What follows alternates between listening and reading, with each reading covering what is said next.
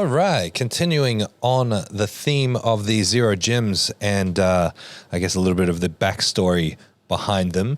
Started with Christchurch. The next most recent one is Zero Sunshine Coast. So we opened Zero Sunshine Coast middle of this year.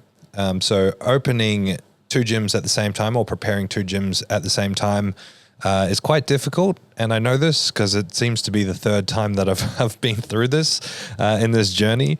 Not necessarily by choice, but sometimes things get slowed down on one and then you end up doing two at the same time. So Zero Sunshine Coast, I own this one with my business partners, Reese and Chloe Kingsford. They have been absolute assets to the team and are doing such an amazing job up there, alongside with one of our full-time managers as part of Zero, Cooper Morgan. He's been great too. So we originally started the conversation about Zero Sunshine Coast in January of 2023. So we opened around June, middle of June kind of thing. So it was about a 1.5 year process to go from first conversations to actually opening the gym. And how it went down, same as pretty much every other gym. I made a joke about like, why don't you just switch to being a Zero? So Reese had Reese had started with me from a coach-client relationship. So I was coaching Reese for a little while there at the start. And he was also garnering an education from me at the same time. And then he committed to the Zero Coach Development System. So we went through that. Chloe, his wife, was also doing some powerlifting stuff alongside him. And both of them started competing fairly regularly in our competitions. So Zero competitions or APL competitions as well. And I mean, they own a gym or have owned gyms of various descriptions for a very long time. So they started off in the, CrossFit class-based world, and then eventually rebranded their gym to Strength City up there in Caloundra on the Sunshine Coast. So we would talk gym shop every now and again, just talk about like advertising or membership strategies, and they'd ask me a bunch of questions. And I'd made jokes in the past alluding to, why don't you just become part of Zero, not being too serious. And then we sort of actually floated it kind of formally, and both Reese and Chloe and I had the same sort of idea. So I went up there and met with them. I went to their gym. We had a proper conversation about it. I said I'd go away and think about it. I went away to start to think about it, and I just didn't have a good feeling. And it's nothing, of course, to do with Reese and Chloe, because I ended up becoming business partners with them and opening Zero Sunshine Coast. But at the time, I was going through opening, or I just opened up Zero Wales, which was a really difficult endeavor. And I was sort of starting to feel the growing pains of having multiple gyms in terms of trying to manage lots of people and also maintain standards across the board, or consistent standards across the board. And I was just feeling some of those growing pains. So I was actually experiencing a bit of a loss of confidence, just a dip in confidence. I wouldn't call it imposter syndrome, but very similar symptoms, I guess. And I actually had a conversation with Daniel Carpenter this morning, one of my other business partners, and he was sort of soundboarding off me. And my whole thing is I don't need to open more gyms. Like, I'm not in this to try and build some sort of empire or make a bunch of money. I don't make any money because it all goes back into gyms. My sole purpose is to help people, and one thing that I love about this brand is that I can share it with other people, and they can have businesses, they can have livelihoods out of this brand. And so there's a great sense of enjoyment that I get from that, but also there's a great deal of responsibility, because if it's a failure, then I've essentially screwed up someone's livelihood. And so I was just in a dip in confidence. I just didn't really feel like I had the skill or the appropriate time, energy, and skill to commit to another gym on top of the 5 that I already had, and do so in such a way, 6 I already had, and do so in such a way that produced the same quality of experience. And so I basically said, look, I'm keen, but I need a longer time frame. So they had a lease that was expiring, or their lease expires at a particular time. And I basically said, I'll wait until the end of your lease and then let's what am I trying to say? Collaborate again and decide then if this is the direction that we take. And they kind of came back to me and pushed harder. They were just like, look, I hear what you're saying. I respect that, but we actually think this would be a great idea. We think this is an opportunity that we don't want to lose, and several other things that I won't get too deep into. And I went away. I said, okay, let me think about it. I went away and I thought about it for a while. And then finally I came back and I was like, yeah, all right. Okay, let's do it. Because the reality is that Reese and Chloe are amazing people. They've got an amazing thing going up there, and they would definitely be an asset to the team.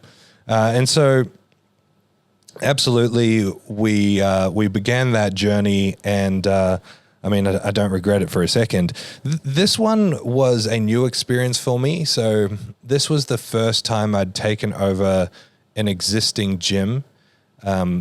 You could argue that Southside was a little bit like that. That was an existing gym, but that was the second gym, and that was a very different experience than this one. So this was an existing gym with an existing membership where the same owners were continuing on.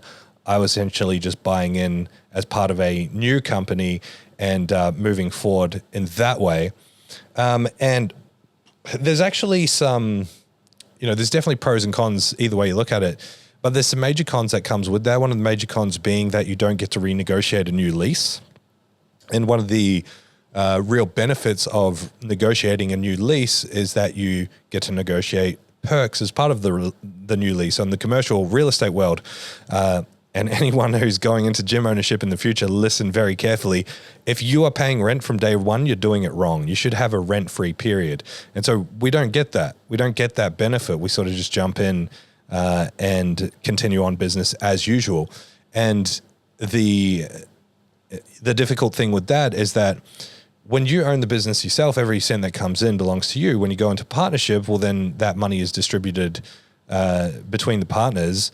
But we also brought on a new full-time staff member, so we were eating up another full-time wage as part of that. And so it was a rapid dash at the start to get from the membership level that the gym was at to get to a point where it was comfortable enough to be paying the staff.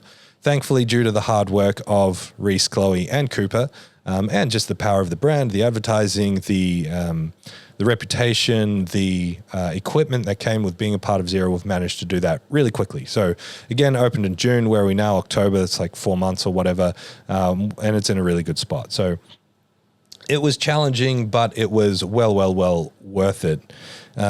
Changing brands is always a challenge as well. With a brand change, there's going to be a pricing change, and then you have to navigate the existing customer base and make sure everybody's happy.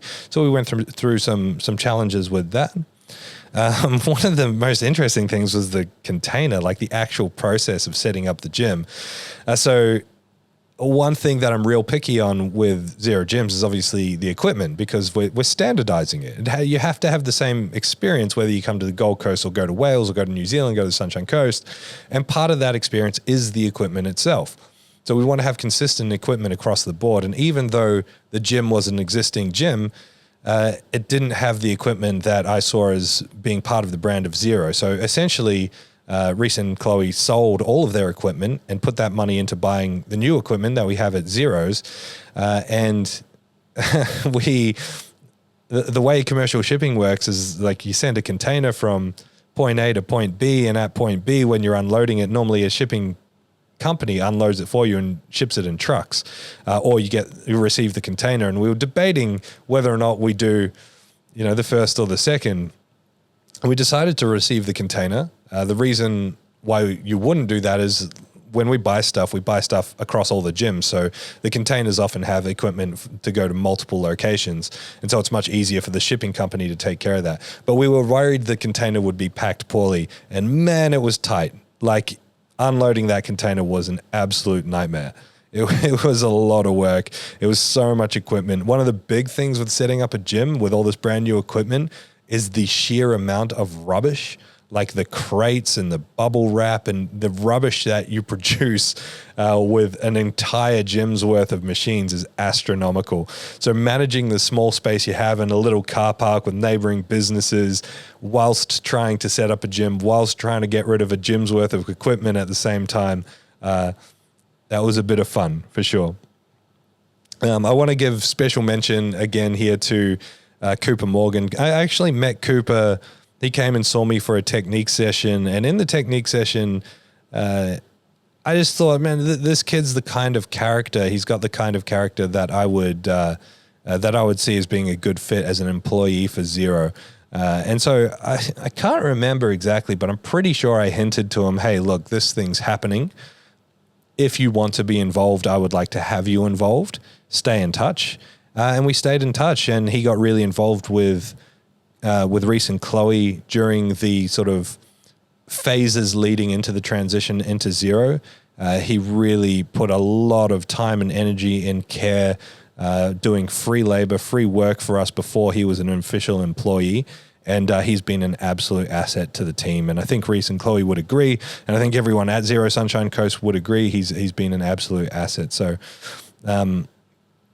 yeah, if you're ever in the area, if you're ever in Sunshine Coast, please go train at Zero Sunshine Coast. Reese and Chloe have done an amazing job of setting that up. The community and the culture that they've developed up there and continue to develop is true to the Zero spirit. And I'm extremely proud to be working alongside such incredible individuals, and that includes Cooper as well. So that's the story, or a quick story of Zero Sunshine Coast. Hope you enjoyed that one, and I'm looking forward to talking about the other gyms in the future as well.